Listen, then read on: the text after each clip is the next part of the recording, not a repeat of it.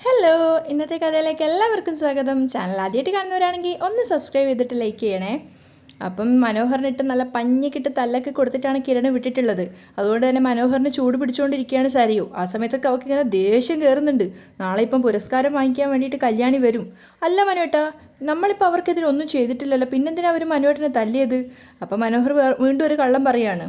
അത് നാളെ കല്യാണി വരികയല്ലേ, ഇത് സന്തോഷത്തിൻ്റെ തല്ലാണ്. ഓ, സരിയുന് ദേഷ്യം വരുന്നുണ്ടായിരുന്നു.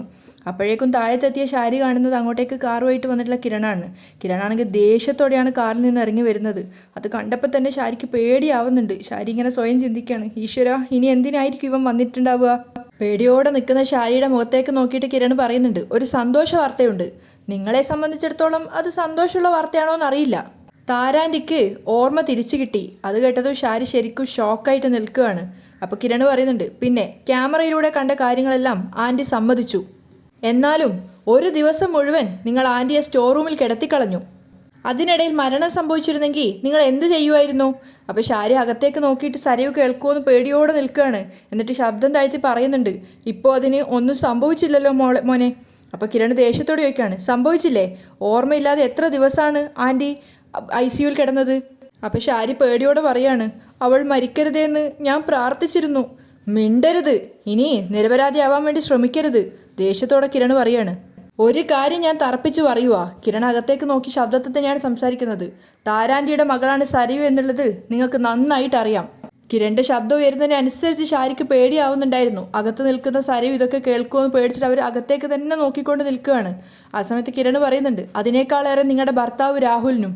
അതുകൊണ്ട് തന്നെ അമ്മയ്ക്ക് മകളെ കാണാനുള്ള അവസരം നിങ്ങൾ ഒരുക്കി കൊടുക്കണം. താരാൻ്റി എപ്പോഴെങ്കിലും ഇങ്ങോട്ടേക്ക് വന്നാൽ നിങ്ങൾ ഒരു കാരണവശാലും അവരെ ആട്ടി ഇറക്കരുത്. അതുപോലെ അവർ കൊണ്ടുവരുന്ന സമ്മാനങ്ങൾ നിങ്ങൾ വാങ്ങിയതാണെന്ന് പറഞ്ഞാലും ശരി, അത് സരയുവിന് കൊടുത്തിരിക്കണം. അപ്പോൾ ഷാരിക്ക സങ്കടത്തോടെ പറയാണ്, അതൊക്കെ ഞാൻ നേരത്തെയും ചെയ്തിട്ടുണ്ടല്ലോ മോനെ. അപ്പോൾ കിരൺ പറയുന്നുണ്ട്, അതൊക്കെ ഭീഷണിയുടെ പുറത്താ. ഇനി യാഥാർത്ഥ്യം അറിയാവുന്ന നിങ്ങൾ സ്വമനസാലെ അതൊക്കെ ചെയ്യണം എന്നാണ് പറഞ്ഞത്. അപ്പോൾ ഷാരി വീണ്ടും അകത്തേക്ക് നോക്കി പേടിയോടെ തൊഴുകയോടെ നിൽക്കുകയാണ്. ഇനി ഞാൻ അങ്ങനെയൊക്കെ ചെയ്തോളാം. ഇനി എൻ്റെ ഭാഗത്തുനിന്ന് ഒരു വീഴ്ചയും ഉണ്ടാവില്ല. ഷാരി പേടിയോടെ കെഞ്ചുകയാണ്. ആ സമയത്താണ് അകത്ത് നിന്നും സരയു ഇറങ്ങി വരുന്നത്. മുറ്റത്ത് കിരണിനെ കണ്ടതും സരയുവിന് ദേഷ്യം വരികയാണ്. നീ എന്തിനാണ് ഇങ്ങോട്ടേക്ക് വന്നത്? നിൻ്റെയും നിൻ്റെ അച്ഛൻ്റെയും ആൾക്കാരല്ലേ എൻ്റെ മനുവേട്ടനെ തല്ലി ചതച്ചത്. എന്നിട്ട് അവശനായി കിടക്കുന്ന എൻ്റെ മനുവേട്ടനെ കാണാനാണോ നീ ഇപ്പോൾ വന്നത്? അപ്പോൾ കിരൺ ഒന്നും അറിയാത്ത പോലെ കളിയാക്കുകയാണ്. ആഹാ, അവൻ്റെ തല്ല് കിട്ടിയോ? ഓ, ഒന്നും അറിയാത്ത പോലെ അഭിനയിക്കുക. ഞാനും എൻ്റെ മനുവേട്ടനും സന്തോഷത്തോടെയും സുഖത്തോടെയും ജീവിക്കുന്നത് കാണുമ്പോൾ നിനക്കും നിൻ്റെ അച്ഛനും ഒക്കെ കണ്ണ് കടിയാടാ. അതുകൊണ്ടല്ലേ ആ പാവത്തിനെ തല്ലി ചതയ്ക്കുന്നത്. ആ സമയത്ത് കിരൺ പറയുന്നുണ്ട്, അവന് തല്ലുകൊണ്ടെങ്കിൽ അതവൻ്റെ കയ്യിലിരിപ്പിൻ്റെയാ അല്ലേ ആൻറ്റി? ഷാരിയുടെ മുഖത്തേക്ക് നോക്കിയിട്ട് കിരൺ ചോദിക്കുകയാണ്. ഷാരിക്ക് എന്താ പറയേണ്ടതെന്ന് അറിയാതെ ഇങ്ങനെ പേടിയോടെ നിൽക്കുകയാണ്. ആ സമയത്ത് സരയു പറയുന്നുണ്ട്, ഇവൻ ഇങ്ങോട്ടേക്ക് കയറി വന്നപ്പോൾ ഇവൻ്റെ മുഖത്തടിച്ചിട്ട് ഇറക്കി വിടായിരുന്നില്ലേ അമ്മേ? അപ്പോൾ കിരൺ കളിയാക്കുകയാണ്. അങ്ങനെ അടിക്കാനുള്ള കഴിവൊക്കെ ആൻറ്റിക്ക് ചോർന്നു പോയി മോളെ. അതുകൊണ്ട് ഇനി എൻ്റെ ദേഹത്ത് ആൻറ്റി കൈ വെക്കത്തില്ല. പിന്നെ നിൻ്റെ വയറ്റിലൊരു കുഞ്ഞുണ്ട്. ആ ബോധം എനിക്കുള്ളത് കൊണ്ട് നിന്നെ കൂടുതൽ ചൂടാക്കാതെ ഞാൻ പോവുക. അപ്പോൾ ആൻറ്റിയെ, ഞാൻ പറഞ്ഞതൊക്കെ ഓർമ്മയുണ്ടല്ലോ, മറക്കല്ലേ? അപ്പോൾ ഷാരി ഇങ്ങനെ പേടിയോടെ തലയാട്ടാണ്. അതൊക്കെ കാണുമ്പോൾ സരയുവിനാകെ സംശയം തോന്നുന്നുണ്ട്, അമ്മ എന്തിനാ ഇവനിങ്ങനെ പേടിക്കുന്നതെന്ന്. അങ്ങനെ കിരൺ പുറത്തേക്ക് ഇറങ്ങിയിട്ട് വീണ്ടും തിരിഞ്ഞു നോക്കിയിട്ട് പറയാണ്, പിന്നെ മറ്റൊരു സന്തോഷ വാർത്ത കൂടിയുണ്ട്. അവാർഡൊക്കെ വാങ്ങി വിജയശ്രീ ലാളിതയായി നാളെ എൻ്റെ ഭാര്യ മടങ്ങി വരും അയലത്തെ വീട്ടിലേക്ക്. അതൊക്കെ കേട്ടിട്ടും ഷാരി ടെൻഷനോടെ നിൽക്കുകയാണ്. പക്ഷെ സരയുവിനിങ്ങനെ ദേഷ്യം കയറുന്നുണ്ടായിരുന്നു. അപ്പോൾ കിരൺ കാറും എടുത്ത് അവിടുന്ന് പോവുകയാണ്. കിരൺ കാറും എടുത്ത് പോയതിന് ശേഷം സരയു ദേഷ്യത്തോടെ ഷാരിയോട് പറയുന്നുണ്ട്, നിങ്ങൾ എന്തൊരമ്മയാ? മനുവേട്ടനെ അവൻ്റെ അച്ഛൻ്റെ ആൾക്കാർ തല്ലി പഞ്ചറാക്കി. എന്നിട്ട് അമ്മ എന്താ അവൻ്റെ കഴുത്തിൽ പിടിച്ച് തള്ളാഞ്ഞത്? അപ്പോൾ ഷാരി ടെൻഷനോടെ തിരിഞ്ഞു നിന്നിട്ട് സരയുവിനോട് പറയാണ്, അതിന് അവരാ തല്ലിയതെന്ന് ഉറപ്പില്ലല്ലോ മോളെ. അപ്പോൾ ദേഷ്യത്തോടെ സരയു പറയുന്നുണ്ട്, മനുവേട്ടന് തല്ല് കിട്ടിയെങ്കിൽ അതിന് ഉത്തരവാദി അവരൊക്കെ തന്നെയാ. എന്നിട്ട് അവനോട് മാന്യമായിട്ട് പെരുമാറിയത് എനിക്ക് ഇഷ്ടപ്പെട്ടില്ല അമ്മേ. അമ്മയ്ക്ക് എന്താ അവനെ പേടിയാണോ? എനിക്കെന്തിനാ മോളെ പേടി? ഇനി നമ്മളെന്തെങ്കിലും പറഞ്ഞിട്ട് നമ്മളോടുള്ള ദേഷ്യത്തിന് അവർ വീണ്ടും മനുമോനെ തല്ലിയാലോ? അങ്ങനെയെങ്കിൽ എല്ലാവരും ഉറങ്ങിക്കിടക്കുമ്പോൾ പെട്രോൾ ഒഴിച്ച് നമുക്ക് ആ വീടങ്ങ് കത്തിക്കാം അമ്മേ. അപ്പോൾ ഷാരി ചോദിക്കുന്നുണ്ട്, അതൊക്കെ എളുപ്പം നടക്കാവുന്ന കാര്യമാണോ മോളെ? ഹോ, എന്നേക്കാളും ആവേശമായിരുന്നു മുൻപ് അമ്മക്ക്. ഇപ്പം അതൊക്കെ കെട്ടടങ്ങി. എൻ്റെ അച്ഛനും അമ്മയും ഒക്കെ കണക്കാ. ഇനി എനിക്ക് ആകെ ആശ്രയം എൻ്റെ ഭർത്താവാ. ആ ഭർത്താവിനെ കൊല്ലാതെ കൊല്ലുവാ. അപ്പം ഷാരി സങ്കടത്തോടെ പറയുന്നുണ്ട്, അതൊക്കെ കൊണ്ടാ മോളെ ഞാൻ പറയുന്നത്, എത്രയും പെട്ടെന്ന് വിസയൊക്കെ ശരിയാക്കി നമുക്ക് മനുവിനൊപ്പം അമേരിക്കയിലേക്ക് പോവാന്ന്. മനു അത് കേൾക്കുന്നില്ലല്ലോ. അപ്പോൾ സരയു പറയുന്നുണ്ട്, എൻ്റെ കുഞ്ഞിനൊരാപത്തും വരാതിരിക്കാനാ മനുവേട്ടൻ ഫ്ലൈറ്റിൽ യാത്ര ചെയ്യാൻ വിടാത്തത്. അങ്ങനെ എന്നെയും എൻ്റെ കുഞ്ഞിനെയും സ്നേഹിക്കുന്ന ഒരു പാവത്തിനെയാ ഈ പരുവത്തിലാക്കിയിരിക്കുന്നത്. ഇതെങ്ങനെയാ അമ്മയ്ക്ക് സഹിക്കാൻ പറ്റുന്നേ? അപ്പോൾ ശാരി മനസ്സിൽ ചിന്തിക്കുന്നുണ്ട്, സഹിച്ചേ പറ്റൂ മോളെ, അല്ലെങ്കിൽ ഇതിനേക്കാളും കൂടുതൽ സഹിക്കേണ്ടി വരും. നീ എൻ്റെ മോളല്ലാന്ന് അറിയേണ്ടിയും വരും. അപ്പം ദേഷ്യത്തോടെ സരയു ചോദിക്കുന്നുണ്ട്, അമ്മ എന്താ ആലോചിക്കുന്നേ? ഏയ് ഒന്നുമില്ല മോളെ. എങ്കിൽ വാ അമ്മേ, മനുവേട്ടനെ ഒന്നുകൂടെ കുഴമ്പിട്ട് തടവണം, അതൊക്കെ ഒന്നുകൂടെ ചൂടാക്കിത്താ. അതും പറഞ്ഞ് സരയു അകത്തേക്ക് പോവാണ്.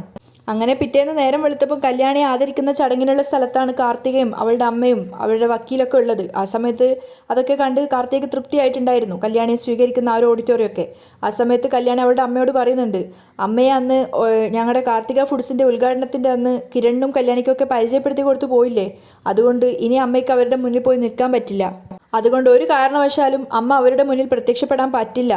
അതൊക്കെ എനിക്കും അറിയാലോ മോളെ. അതുകൊണ്ട് അവളെ സ്വീകരിക്കാനുള്ള ആൾക്കാരൊക്കെ ഞാൻ റെഡിയാക്കിയിട്ടുണ്ട്.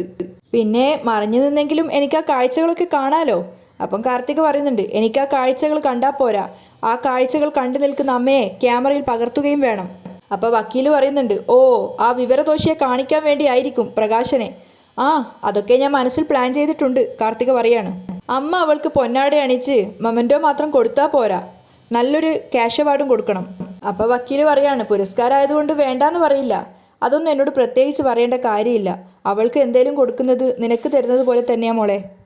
അത് കേട്ടിട്ട് പുഞ്ചിരിച്ചിട്ട് കാർത്തിക പറയുന്നുണ്ട്, എന്തായാലും അവളെ സ്വീകരിക്കുന്ന സമയത്ത് എനിക്ക് അവളെ കാണണം, അവൾ പറയുന്നത് കേൾക്കണം. അത് ശരി, അപ്പം മോളും ഇവിടെ നിൽക്കാൻ പോവാണോ? നിൽക്കുന്നതൊക്കെ കൊള്ളാം, പക്ഷെ നമ്മളെ എല്ലാവരും ഒരുമിച്ച് കല്യാണം കാണരുത്. അവളെ ബുദ്ധിയുള്ള കുട്ടിയാ, പിന്നെ നമ്മൾക്കരികിലേക്ക് അവൾക്ക് എത്താൻ വലിയ പ്രയാസമൊന്നും ഉണ്ടാവില്ല. പിടി കൊടുക്കാതിരിക്കാൻ നമ്മൾ ശ്രദ്ധിച്ചാൽ മതി. എന്തായാലും ഒരുക്കങ്ങളൊക്കെ ഞാനൊന്ന് കാണട്ടെ, പിന്നെ ആരൊക്കെയോ വന്നിട്ടുണ്ടെന്ന് പറഞ്ഞല്ലോ, അവരെയും കാണട്ടെ. അത് പറഞ്ഞിട്ട് അവർ 3 പേരും ഓഡിറ്റോറിയത്തിനകത്തേക്ക് പോവാണ്. അതേസമയം കല്യാണിയും കൂട്ടിക്കൊണ്ട് തിരിച്ചു വരുന്നതാണ് എയർപോർട്ടിൽ നിന്ന് കിരൺ.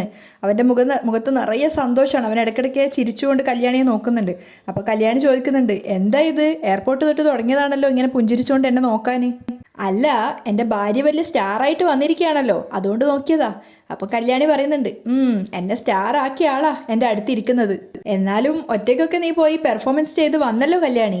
അപ്പം കല്യാണിയും പറയുന്നുണ്ട്, വലിയ ബുദ്ധിമുട്ടായിരുന്നു ഇത്രയും ദിവസം ഒറ്റയ്ക്ക് നിൽക്കാൻ. ഫ്ലൈറ്റ് ഇറങ്ങിക്കഴിഞ്ഞാൽ കിരണേട്ടനെയും കല്ലുമോനെയും കാണാമല്ലോ എന്നുള്ള ആവേശത്തിലാണ് വന്നത്. എന്നിട്ട് കല്ലുമോനെ കൊണ്ടുവന്നില്ല. ഇനിയിപ്പോൾ സ്വീകരണ യോഗത്തിലൊക്കെ പങ്കെടുത്തിട്ടല്ലേ അങ്ങോട്ടേക്ക് പോകാൻ പറ്റൂ. അത് ആൾക്കൂട്ടമൊക്കെ ഉള്ളത് കൊണ്ടാണ് ഞാൻ മോനെ കൊണ്ടുവരാഞ്ഞത്. മഹിളകളുടെ സ്വീകരണമൊക്കെ ഏറ്റുവാങ്ങിയിട്ട് നമുക്ക് ഉടനെ വീട്ടിലേക്ക് പോവാം. കിരൺ അവളെ ആശ്വസിപ്പിക്കുകയാണ്. പെട്ടെന്ന് അവൻ പറയുന്നുണ്ട്, പിന്നെ ഒരു ഗുഡ് ന്യൂസ് ഉണ്ട് കേട്ടോ, താരാൻ്റിയുടെ ഓർമ്മശക്തി തിരിച്ചു കിട്ടി. അത് കേട്ടതും കല്യാണിക്ക് ഒത്തിരി സന്തോഷമാവുകയാണ്. ആ മനോഹരൻ ഞാൻ നന്നായിട്ട് കൊടുത്തിട്ടുണ്ട്, പിന്നെ അവരെയും താക്കീത് ചെയ്തിട്ടുണ്ട്, എൻ്റെ ആൻറ്റിയെ. അപ്പോൾ കല്യാണി പറയാണ്, സ്വന്തം അമ്മയാണ് മകളെ കാണാൻ പോകുന്നത്, എന്നിട്ടാണ് അവരെ കൊല്ലാൻ നോക്കുന്നത്. അപ്പോൾ കിരൺ പറയുന്നുണ്ട്, അബദ്ധത്തിൽ സംഭവിച്ചതാണെന്നാണ് പറയുന്നത്, പിന്നെ അവർ പറഞ്ഞതുകൊണ്ട് ഞാൻ പൂർണ്ണമായിട്ടും വിശ്വസിച്ചിട്ടില്ല. പക്ഷേ താരാൻ്റി ബോധം തെളിഞ്ഞപ്പോൾ ഈ കാര്യങ്ങളൊക്കെ ചോദിച്ചപ്പോൾ താരാൻ്റി അത് സമ്മതിക്കായിരുന്നു. അവർ തമ്മിലുണ്ടായ പിടിവലിക്കിടെ താരാൻ്റിയുടെ തലചെന്ന് ഭിത്തിയിലിടിച്ചതാണെന്നാണ് താരാൻ്റിയും പറയുന്നത്. അപ്പോൾ കല്യാണി പറയുന്നുണ്ട്, എങ്കിലും താരാൻ്റി ഇല്ലാതായി കഴിഞ്ഞാൽ കിരണേട്ടൻ്റെ ആൻറ്റി രക്ഷപ്പെട്ടല്ലോ. ഏയ് അങ്ങനെയൊന്നും രക്ഷപ്പെടാൻ പറ്റില്ല മോളെ. അവർ സമാനതകളില്ലാത്ത സാഹചര്യത്തിലൂടെയാണ് കടന്നു പോകുന്നത്. ഭർത്താവാണെങ്കിൽ മെൻ്റലി തകർന്നു കിടക്കുക, മോളാണെങ്കിൽ സ്വന്തം മോളുമല്ല. പിന്നെ ആകെ ഇപ്പോൾ അവർക്ക് കൂട്ടായിട്ടുള്ളത് മരുമോനാ.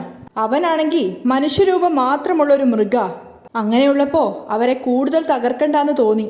അപ്പോൾ കല്യാണി പറയുന്നുണ്ട്, എങ്കിൽ അച്ഛനോട് പറഞ്ഞൂടെ താരാൻ്റിയെ അച്ഛൻ്റെ വീട്ടിൽ കൊണ്ടുപോയി താമസിപ്പിച്ചോളാൻ. അച്ഛൻ അതിന് ഒരുപാട് ശ്രമിച്ചതാ, എന്നാൽ അതിന് ഒരുപാട് തെറ്റിദ്ധാരണയ്ക്ക് ഇടയുണ്ടെന്ന് പറഞ്ഞ് താരാൻ്റിയാ അതിന് തടസ്സപ്പെടുത്തിക്കൊണ്ടിരിക്കുന്നത്. എന്തായാലും അത് നമ്മൾ കുറച്ച് സീരിയസ് ആയിട്ട് ചിന്തിക്കണം കിരണേട്ടാ. നോക്കാം, കിരണും പറയാണ്. അതിനുശേഷം കിരൺ വണ്ടി ഒന്ന് ചെറുതായിട്ട് സൈഡ് ഒതുക്കുകയാണ്. അപ്പോൾ കല്യാണി ചോദിക്കുന്നുണ്ട്, എന്തേ? അപ്പോൾ കിരൺ ചുറ്റിലും നോക്കിയതിന് ശേഷം കല്യാണി മുറുക്കി കെട്ടിപ്പിടിക്കുകയാണ്. അപ്പോൾ കല്യാണി ചിരിച്ചുകൊണ്ട് പറയുന്നുണ്ട്, ഇത് റോഡാണെങ്കിലും തോടാണെങ്കിലും ഞാൻ കെട്ടിപ്പിടിക്കുന്നത് എൻ്റെ ഭാര്യയാണ് കേട്ടോ. അതിനുശേഷം അവളുടെ നെറ്റിയിലൊരു ഉമ്മ കൊടുക്കുകയാണ്. അപ്പോൾ കല്യാണി പറയുന്നുണ്ട്, ഏയ് മതി, തിരി കൊളുത്താൻ അവർ കാത്തിരിക്കുകയായിരിക്കും. ഓ ശരി. കിരൺ കാറ് വീണ്ടും മുന്നോട്ടേക്ക് എടുത്തിട്ട് ആ ഓഡിറ്റോറിയത്തിന് മുന്നിലായിട്ടാണ് വന്ന് നിർത്തുന്നത്. ആ സമയത്ത് കല്യാണിയെ സ്വീകരിക്കാൻ വേണ്ടി അവിടെ ഒരുപാട് പേര് കാത്തു നിൽക്കുന്നുണ്ടായിരുന്നു. കാറിൽ നിന്ന് തന്നെ പുറത്ത് ഒരുപാട് പേര് നിൽക്കുന്നതെന്ന് കണ്ടിട്ട് കിരൺ പറയുന്നുണ്ട്, ആഹാ വലിയ സെറ്റപ്പിലാണല്ലോ ചെയ്തിരിക്കുന്നത്. അതിനുശേഷം 2 പേരും കൂടെ ഒന്നിച്ച് കൈകോർത്ത് പിടിച്ചിട്ട് അവർക്ക് അരികിലേക്ക് പോവുകയാണ്. അവർ 2 പേർക്കും ബൊക്കെയൊക്കെ കൊടുത്ത് സ്വീകരിച്ചതിന് ശേഷം അകത്തേക്ക് കുട്ടികളെയൊക്കെ ആനയിച്ചിട്ട് അവരകത്തേക്ക് കയറ്റുകയാണ്. താലപ്പൊലി പിടിച്ചുകൊണ്ട് കുട്ടികളൊക്കെ ഉണ്ടായിരുന്നു. അങ്ങനെ ഇതൊക്കെ മാറി നിന്നിട്ട് കാർത്തികയും അവളുടെ അമ്മയും കണ്ട് ആസ്വദിക്കുന്നുണ്ടായിരുന്നു. ആ സമയത്ത് കാർത്തിക് അവളുടെ അമ്മയോട് പറയുന്നുണ്ട്, അമ്മ കല്യാണിയുടെയും കിരണിൻ്റെയും മുന്നിലോട്ട് ചെല്ലാതെ ഇവിടെ മറഞ്ഞു നിന്നാൽ മതി. അമ്മ അവർക്കൊപ്പം ഈ ഒരു സ്റ്റേജ് പങ്കിടുന്നത് എനിക്ക് ക്യാമറയിൽ പകർത്തണം, ചിലരെയൊക്കെ കാണിക്കാനാ. അപ്പം ലക്ഷ്മി പറയുന്നുണ്ട്, അതൊക്കെ നമ്മൾ നേരത്തെ പ്ലാൻ ചെയ്തതല്ലേ മോളെ, മോൾ എന്താണെന്ന് വെച്ചാൽ ചെയ്തോ. ആ സമയത്ത് കല്യാണിയെ സ്റ്റേജിലേക്ക് വെൽക്കം ചെയ്യാണ്. നമ്മുടെ നാടിന് ഏറ്റവും അധികം അഭിമാനകരമായ ഒരു നിമിഷത്തിലൂടെയാണ് കല്യാണി മേഡം നമ്മുടെ നാടിനെ ഇപ്പോൾ കൈപിടിച്ച് കൊണ്ടുവന്നിരിക്കുന്നതെന്നൊക്കെ പറഞ്ഞ് കല്യാണിയെ വെൽക്കം ചെയ്യുന്നുണ്ട്. ഒരുപാട് ബുദ്ധിമുട്ടുകളിലൂടെ കല്യാണി കടന്നു വന്ന വഴികളൊക്കെ അവരിങ്ങനെ പ്രകീർത്തിച്ച് പറയുന്നുണ്ട്. അതിനുശേഷം കല്യാണിയെ പുരസ്കാരം ഏറ്റുവാങ്ങാൻ വേണ്ടി വിളിക്കുകയാണ്. കല്യാണി സ്റ്റേജിലേക്ക് കയറി വന്ന സമയത്ത് മഹിളാ സമാജത്തിൻ്റെ ഒരാൾ വന്നിട്ട് കല്യാണിക്ക് പൊന്നാട അണിയിക്കുകയും അത് കഴിഞ്ഞിട്ട് പുരസ്കാരം കൊടുക്കുകയും അതിനുശേഷം അവളെ സ്റ്റേജിലേക്ക് സംസാരിക്കാൻ വിളിക്കുകയും ചെയ്യുന്നുണ്ട്. ഇതൊക്കെ മാറി നിന്നിട്ട് സന്തോഷത്തോടെ കണ്ട് ആസ്വദിക്കുകയാണ് കാർത്തികയും അവളുടെ അമ്മയും. മൈക്കിന് മുന്നിലെത്തിയ സമയത്ത് കിരണിനെ നോക്കിക്കൊണ്ട് പുഞ്ചിരിച്ചിട്ട് കല്യാണി പറയുന്നുണ്ട്, എനിക്ക് കിട്ടുന്ന എല്ലാ പുരസ്കാരങ്ങളും ഞാൻ എൻ്റെ കിരണേട്ടനാണ് സമർപ്പിക്കുന്നത്. കിരണേട്ടൻ എൻ്റെ കൈപിടിച്ച് എൻ്റെ ജീവിതത്തിലേക്ക് കടന്നു വന്നില്ലായിരുന്നെങ്കിൽ ഇന്നത്തെ കല്യാണി ഒരിക്കലും ജനിക്കില്ലായിരുന്നു. ഞാൻ ആദ്യമായിട്ടാണ് നമ്മുടെ നാട് വിട്ട് ഏതാണ്ട് ഒരാഴ്ച മാറി നിൽക്കുന്നത്. ആ സ്റ്റേജിൽ തന്നെ മറഞ്ഞു നിന്നുകൊണ്ട് കാർത്തിക ആ വിഷ്വൽസൊക്കെ ഷൂട്ട് ചെയ്യുന്നുണ്ടായിരുന്നു. അങ്ങനെ മാറി നിന്നപ്പോൾ ഞാൻ അനുഭവിച്ച വേദന പറയാവുന്നതിലും അധികമാണ്. അങ്ങനെ മാറി നിന്നപ്പോൾ ഒരു സത്യം ഞാൻ മനസ്സിലാക്കി, എൻ്റെ ഭർത്താവിനെയും കുഞ്ഞിനെയും ഇവിടെ നിർത്തിയിട്ട് മാറി നിൽക്കുന്നത് മറ്റേതൊരു പുരസ്കാരത്തെക്കാളും മേലെയല്ല എന്ന്. എൻ്റെ ഭർത്താവിനും കുഞ്ഞിനുമൊപ്പം ചിലവഴിക്കുന്ന ഓരോ നിമിഷങ്ങളാണ് എനിക്ക് മറ്റെന്തിനേക്കാളും വിലപ്പെട്ടത്. എന്നെ സംബന്ധിച്ചിടത്തോളം എത്രത്തോളം മുന്നോട്ടേക്ക് പോയി എന്ന് പറഞ്ഞാലും എന്തൊക്കെ വിജയങ്ങൾ നമ്മൾ നേടിയെന്ന് പറഞ്ഞാലും നമ്മളുടെ ഒന്നിച്ചു നിൽക്കുന്ന ഒരു ജീവിത പങ്കാളി നമുക്ക് വേണം. നമ്മളെ മനസ്സിലാക്കുന്ന ഒരു ജീവിത പങ്കാളി, അതാണ് എൻ്റെ കിരണേട്ടൻ. ഒട്ടും പ്രതീക്ഷിക്കാതെയാ ഈ മഹിളാ സമാജം എന്നെ വിളിക്കുന്നതും എന്നെ ആദരിക്കുന്നതും. അതുകൊണ്ട് തന്നെ അതിൻ്റെ സംഘാടകരോടും മെമ്പേഴ്സിനോടും ഞാൻ എൻ്റെ നന്ദി അറിയിക്കുന്നു. കല്യാണി അവളുടെ സംസാരം ഉപസംഹരിക്കുകയാണ്. കല്യാണി അവിടെ പോയിരുന്നതിന് ശേഷം ആ ഭാരവാഹി വന്നിട്ട് വിളിക്കുന്നുണ്ടായിരുന്നു, കല്യാണിയുടെ വിജയത്തിന് ചുക്കാൻ പിടിക്കുന്ന കിരണിനെയും ആദരിക്കാൻ ആഗ്രഹിക്കുന്നു. കിരൺ അതൊരു അതിശയമായിരുന്നു. അതിനുശേഷം കിരണും എണീറ്റ് പോയ സമയത്ത് കിരണും പൊന്നാടയൊക്കെ അണിയിച്ച് അവനെയും ആദരിക്കുകയാണ്. അതിനുശേഷം കിരൺ മൈക്കിന് മുന്നിൽ പോയി നിന്നിട്ട് സംസാരിക്കുന്നുണ്ട്, എനിക്ക് കൂടുതലായിട്ടൊന്നും പറയാനില്ല. പുരുഷ മേധാവിത്വം ഇന്നും കൂടുതലായിട്ട് എല്ലാവരിലും കാണുന്നുണ്ടെങ്കിലും ഒരു സത്യം ഞാൻ മറച്ചു വെക്കുന്നില്ല. കല്യാണി എന്ന ഭാര്യയുടെ പേരിൽ അറിയപ്പെടുന്നത് എനിക്കൊരു കുറച്ചിലല്ല. ഞാൻ കല്യാണിയുടെ ഭർത്താവാണെന്ന് പറയുന്നത് എനിക്ക് അഭിമാനം തന്നെയാ. കിരൺ കല്യാണിയെ നോക്കുന്ന സമയത്ത് കല്യാണി എഴുന്നേറ്റ് വന്ന് രണ്ടുപേരും പരസ്പരം ആലിംഗനം ചെയ്യാണ്. അവരുടെ രണ്ടുപേരുടെ ആ സ്നേഹം കാണുന്ന സമയത്ത് ആ സദസ്സിലുള്ള എല്ലാവരും കൈയടിക്കുകയാണ്. അതിനുശേഷം കിരൺ മൊമെൻറ്റോ എടുത്തിട്ട് കല്യാണിക്ക് കൊടുക്കുന്നുണ്ടായിരുന്നു. അവിടെയാണ് ഇന്നത്തെ എപ്പിസോഡ് വൈൻഡപ്പ് ചെയ്യുന്നത്.